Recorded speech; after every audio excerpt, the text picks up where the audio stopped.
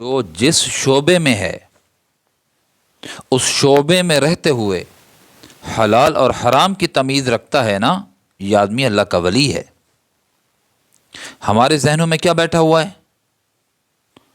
ماتھے میں پر محراب ہوگا، ہاتھوں میں ایک ہاتھ میں تسبیح ہوگی، دوسرے ہاتھ میں بیت ہوگا، جبہ ہوگا، دستار ہوگی، لوگ ہوں گے، کثیر تعداد ہوگی، مریدین کا حلقہ ہوگا، یہ اللہ والا ہے۔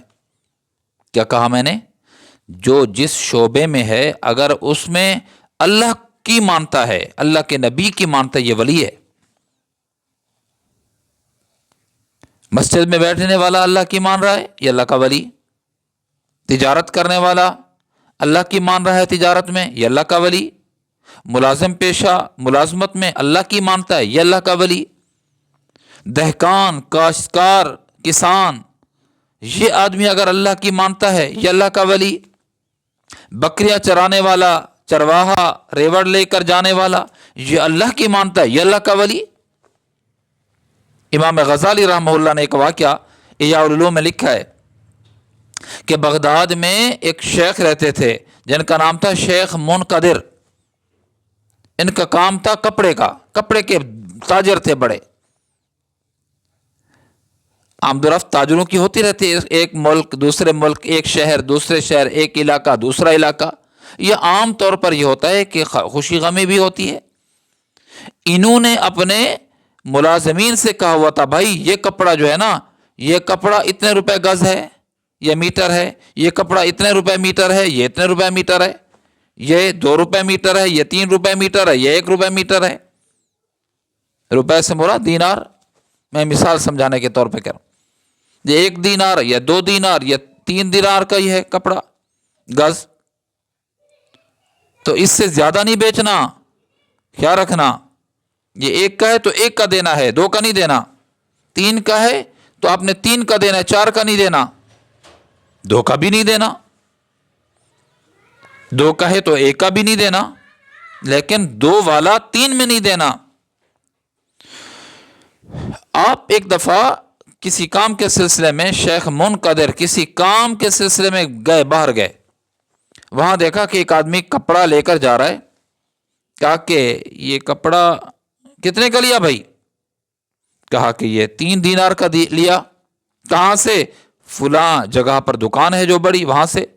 انہوں نے کپڑے کو ٹٹولا تو یہ کپڑا 2 دینار والا تھا۔ کہا کہ تجھے کتنے کا دیا؟ کہا 3 دینار کا دیا۔ کہا جاؤ اس دکاندار کو کہو کہ یا تو مجھے 1 روپیہ واپس کرے یا یہ رکھ لے اور مجھے 3 دینار والا کپڑا دے۔ اس نے کہا تو کون؟ کہا کہ میں اس دکان کا مالک ہوں۔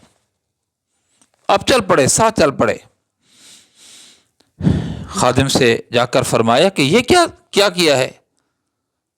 یا روپیہ واپس کر یا 3 والا اس کو کپڑا دے۔ اس نے کہا جو یہ آدمی دیہاتی کہے گا میں وہ کرنے کے لیے تیار ہوں۔ دیہاتی نے کہا کہ مجھے 1 دینار واپس کیا جائے۔ 1 دینار اس کو واپس کر دیا گیا۔ یہ دیہاتی جو گاہک تھا یہ چلا گیا۔ جب گیا باہر نکلا دکان سے تو اس نے راستے میں کسی سے پوچھا، یار یہ عجیب بندہ ہے، یہ جو دکان کا مالک ہے یہ عجیب بندہ ہے۔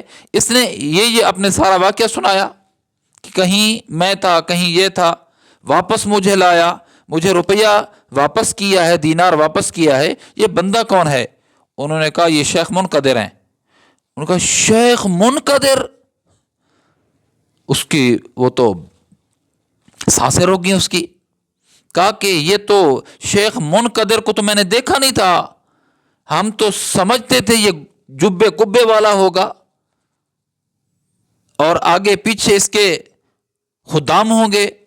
ہم جب بارشیں نہیں ہوتی نا، ہم شیخ منقدر کا واسطہ دے کر اللہ سے بارشیں منگواتے ہیں، یعنی بارشیں مانگتے ہیں کہ اللہ یہ تیرا نیک بندہ ہے شیخ منقدر، ہم نے دیکھا نہیں ہے، ہم تو سمجھتے تھے یہ بڑا جبے کبے والا ہوگا، یہ اتنی سادہ بندہ۔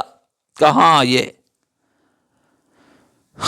پیارے تاجر بھی اللہ کا ولی بن سکتا ہے، ٹیچر بھی اللہ کا ولی بن سکتا ہے، ایک مدرس وہ بھی اللہ کا ولی بن سکتا ہے، مسجد امام اللہ کا ولی بن سکتا ہے، قرآن پاک پڑھانے والا خادم الطلاب وہ بھی اللہ کا ولی بن سکتا ہے، گول گپے بیچنے والا وہ بھی اللہ کا ولی بن سکتا ہے، چپس بیچنے والا ریڑھی پر وہ بھی اللہ کا ولی بن سکتا ہے، مسند پر بادشاہت پر بیٹھا ہوا وہ بھی اللہ کا ولی بن سکتا ہے، ایک چپراسی جو درجہ چہارم کا کارندہ ہے وہ بھی اللہ کا ولی بن سکتا ہے، ایک عورت ہے وہ بھی اللہ کی ولیہ بن سکتی ہے، ایک مرد ہے وہ بھی اللہ کا ولی بن سکتا ہے۔ تو وہ بندہ ولی بن سکتا ہے جس شعبے سے تعلق رکھتا ہو وہ اللہ کی مانتا ہو، اللہ کے نبی کی مانتا ہو، یقین جانیے وہ جس شعبے سے تعلق رکھتا ہو یہ اللہ کا سب سے بڑا ولی ہے۔